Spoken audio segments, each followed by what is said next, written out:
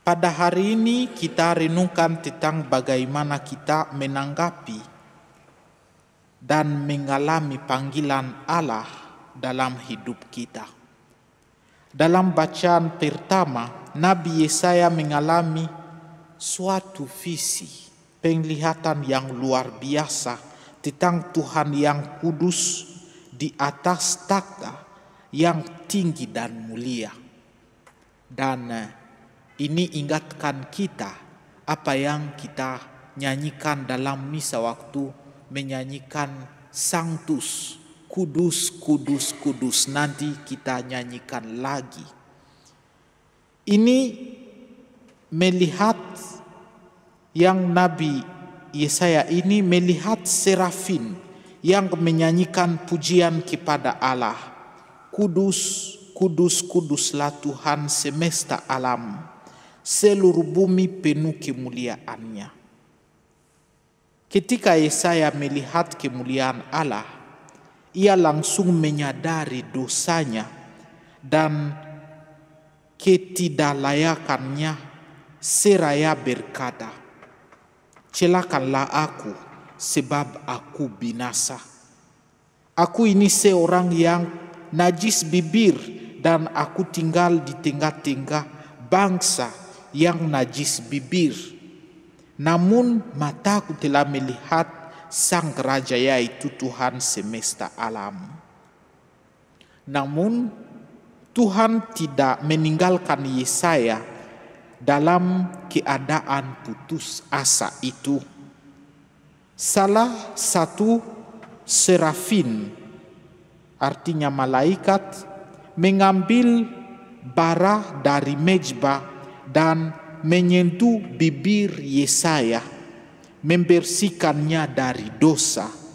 Setelah itu Yesaya mendengar suara Tuhan berkata, "Siapakah yang aku utus dan siapa yang mau pergi untukku?" Dan dengan semangat Yesaya menjawab, "Aku ini, utuslah aku." Apakah apabila kita masing-masing dengar suara Tuhan, kita juga siap jawab, "Aku ini, utuslah aku"? Dalam Injil, Yesus mengajarkan murid-muridnya tentang konsekuensi dan tantangan menjadi pengikutnya. Yesus mengingatkan bahwa seorang murid tidak lebih dari gurunya dan seorang hamba tidak lebih dari tuannya.